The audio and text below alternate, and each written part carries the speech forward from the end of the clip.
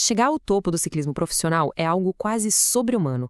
A gente fala de semanas inteiras de competição, milhares de quilômetros e subidas que parecem testar o limite da alma. Mas o que será que acontece de verdade nos meses de preparação para um desafio desses? Pois é, essa é a grande pergunta.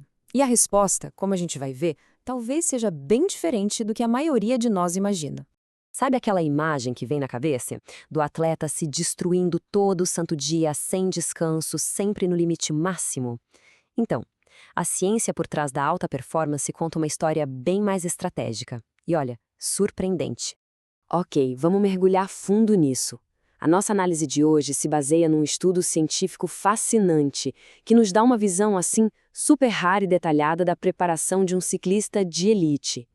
Os pesquisadores acompanharam dia a dia os 152 dias de treino que levaram esse atleta a um pódio no Giro de Itália. E só para ter uma noção do tamanho do desafio, o Giro de Itália é uma das provas mais duras que existem.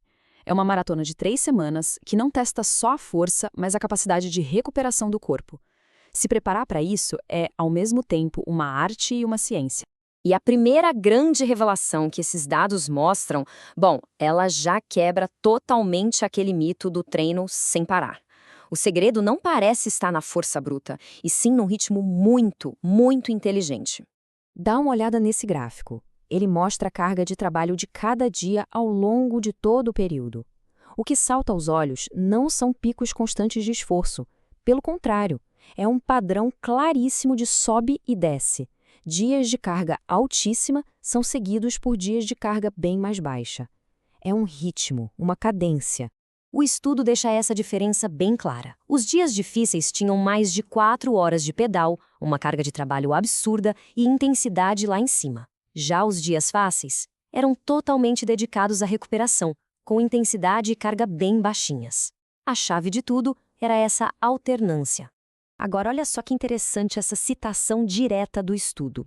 Ela resume a descoberta principal. Evitar o desgaste excessivo era a regra de ouro. O atleta nunca, em momento algum, emendava mais de 2 dias de treino realmente pesados. Isso mostra um gerenciamento de energia que é, nossa, incrivelmente calculado. Aí surge a pergunta, né? Se o corpo não treina pesado por vários dias seguidos, como ele se prepara para aguentar 21 dias de corrida sem parar? A resposta está na segunda estratégia. Usar as competições mais curtas como uma ferramenta de treino super específica. Vamos voltar para aquele gráfico de antes. Presta atenção nesses blocos que estão marcados. São os únicos momentos em 152 dias em que o atleta fez de 3 a 8 dias pesados em sequência. E por quê?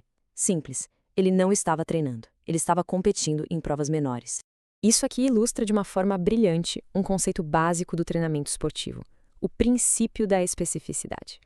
A única forma de adaptar o corpo ao estresse de competir dia após dia competindo dia após dia, mas em doses controladas. Essas corridas funcionaram como um ensaio geral para o grande espetáculo. Agora, a gente chega no que talvez seja a descoberta mais contraintuitiva de todo esse estudo. É uma coisa que os pesquisadores apelidaram de microdosagem de intensidade.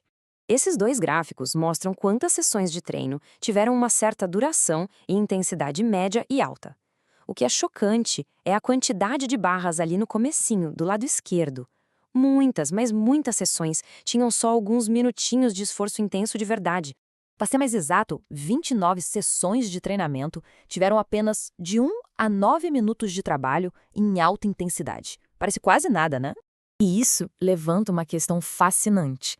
Para que servem esses esforços tão curtinhos que parecem quase insignificantes no meio de um plano de treino tão robusto? A hipótese dos pesquisadores é que essas microdoses são uma forma genial de ter o melhor dos 2 mundos. Elas dão para o corpo um pequeno estímulo para ele se adaptar e melhorar, só que são tão curtas que evitam aquela fadiga profunda e não atrapalham em nada a recuperação para o dia seguinte. É tipo, ter o estímulo sem ter que pagar o preço do cansaço. Então, quando a gente junta todas essas peças, começa a surgir um plano claro, sofisticado, que não é sobre treinar mais duro, mas sim sobre treinar de forma mais inteligente. Então, tá aqui. A fórmula do pódio parece ser essa combinação de 4 elementos-chave. Primeiro, dominar o ritmo difícil fácil. Segundo, usar as corridas como ensaios específicos. Terceiro, abraçar o poder da microdose de intensidade. E, por último, sustentando tudo isso, priorizar uma recuperação inteligente e totalmente estratégica.